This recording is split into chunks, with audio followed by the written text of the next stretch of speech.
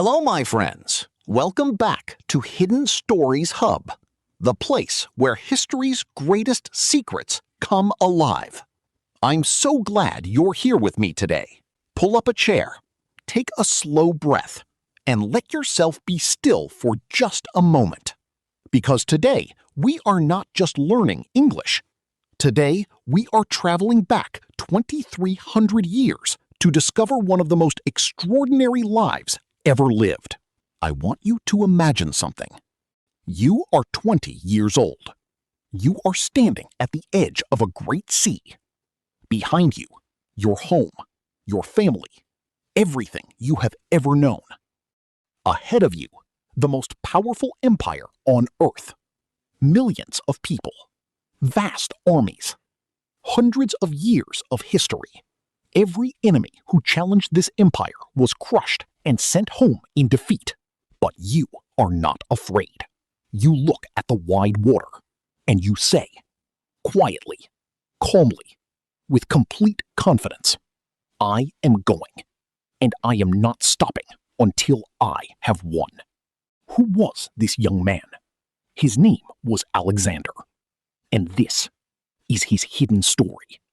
The year was 356 BC, in a land called Macedonia, in the cold, mountainous north of what we now call Greece. A baby boy was born. His name was Alexander. Macedonia was a rough land, hard winters, dense forests. The people were not known for poetry or art. They were known for one thing: fighting. Alexander's father was King Philip II. Philip was one of the greatest military minds of his era. He built a new kind of army, fast, disciplined, and organized. He took a small, weak kingdom and turned it into a force powerful enough to defeat the proud city-states of Greece. But Philip's greatest ambition was not land. It was his son. Alexander's mother, Olympias, was equally extraordinary, fierce, passionate, and deeply spiritual.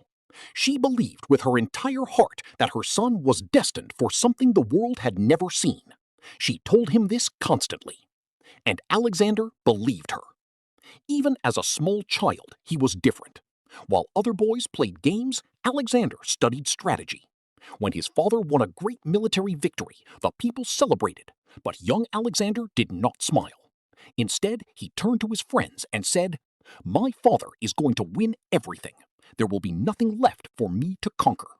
This was a child of 7 or 8 years old. When Alexander was 13, his father did something that would change the entire future of the world. He hired the greatest teacher available, a philosopher named Aristotle. Aristotle was not just a teacher. He was the most powerful thinker of the ancient world.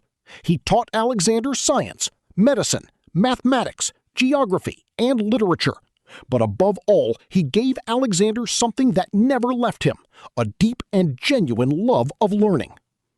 Alexander's favorite book was The Iliad, an ancient poem about heroes, courage, and the true cost of war. He carried a personal copy everywhere he went. Aristotle had placed a small knife inside the pages as a bookmark. Alexander slept with that book under his pillow, right beside his sword. Knowledge and power, always together. But Alexander was not only a thinker. Around age 10, a horse trader arrived at the royal court with a magnificent black horse named Bucephalus. The horse was enormous and wild. No man could ride it. Every rider was thrown to the ground. King Philip shook his head. "Useless," he said. "Take it away." But young Alexander stepped forward. "Let me try," he said. The men laughed. His father looked skeptical. But Alexander had noticed something everyone else had missed. The horse was afraid of its own shadow. Every quick movement made the shadow jump, and the horse panicked. So Alexander calmly turned Bucephalus toward the sun. The shadow fell behind the horse, out of its sight. Then Alexander spoke softly, stroked the animal's neck, and climbed on, slowly, patiently. The horse did not throw him. Bucephalus ran freely around the field. Philip watched with tears in his eyes. Then he said, "My son, you must find a kingdom worthy of you. Macedonia is too small for you."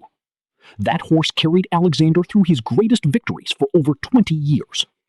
In 336 BC, King Philip was assassinated, killed suddenly at a royal ceremony that should have been a moment of celebration. Alexander was 20 years old. In a single moment, he was king. Many people expected weakness. Neighboring kingdoms saw a young ruler and thought, now is our chance. Several cities rose up in rebellion. But Alexander did not hesitate for a single day. He moved his army with terrifying speed, north, south, east. He crushed each rebellion before his enemies had time to organize. Within months, all of Greece was stable. He had shown the world something important. He was not a boy playing at being king. He was something entirely new. And then Alexander turned his eyes east, toward Persia. The Persian Empire was the greatest power in the world. It had stood for over 200 years, stretching from modern Turkey all the way to the edges of Pakistan. Its king, Darius III, commanded vast armies and enormous wealth. In the spring of 334 BC, Alexander crossed the narrow sea between Greece and Asia. He brought 40,000 soldiers. He was 22 years old. He won his first great battle at the river Granicus. He freed Greek cities that had suffered under Persian rule. He never watched battles from a safe distance. Alexander rode into the fighting himself, at the very front, taking wounds, nearly dying more than once. His soldiers loved him for it. He entered Egypt.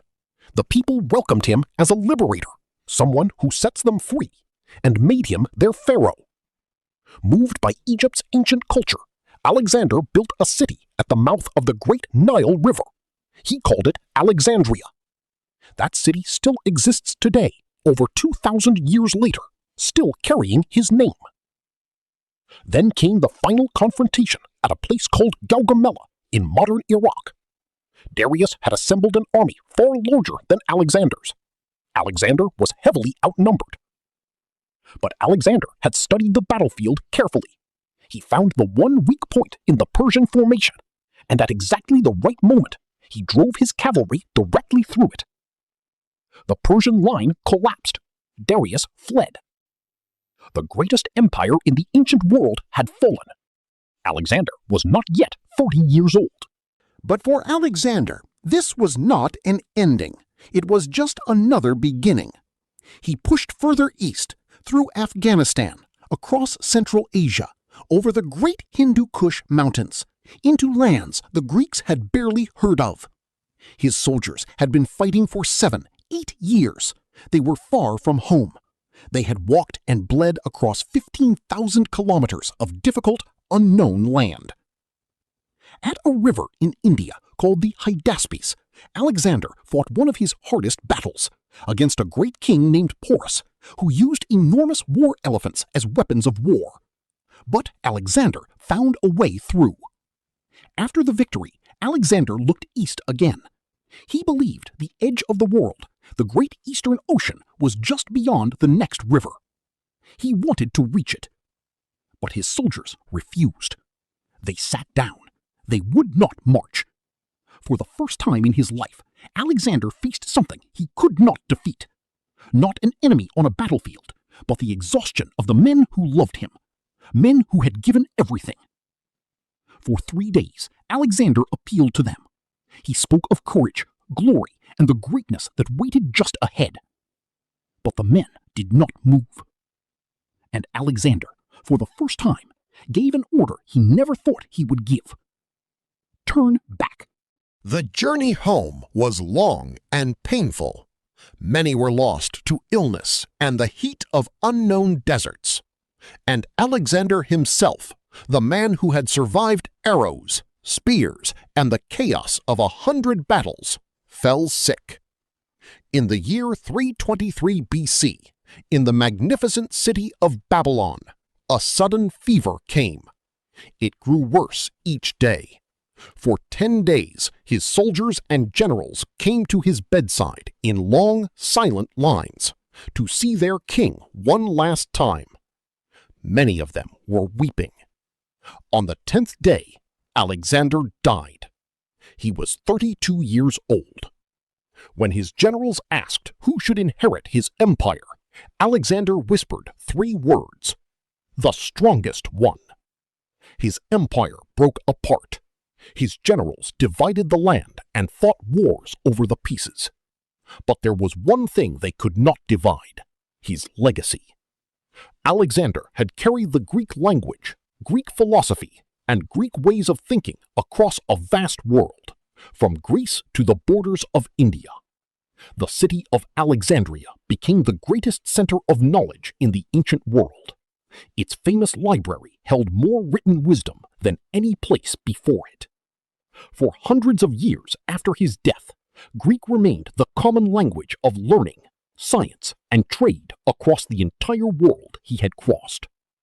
The world still remembers him, 2,300 years later. And so, my friend, what do we carry with us from Alexander's story? He was not a perfect man. He was brilliant and generous. He was also harsh and proud. History is never simple. Great people are never simple. But here is what stays with me. He never stopped moving forward. When the road was hard, he kept going. When the goal seemed impossible, he kept going. When the world ahead was dark and unknown, he kept going. And that makes me think of you. Maybe some days feel like mountains you cannot cross. Maybe the road ahead seems very long. But here you are, still watching, still learning, still moving forward. You are closer today than you were yesterday. That is something to be proud of. This is Hidden Stories Hub. Thank you for traveling with me today. If this story inspired you, like this video, subscribe, and hit the bell so you never miss a hidden story. And leave a comment below. If you could ask Alexander the Great one question, what would it be? Many more extraordinary journeys are waiting for you here. Until next time, take care of yourselves and never stop learning.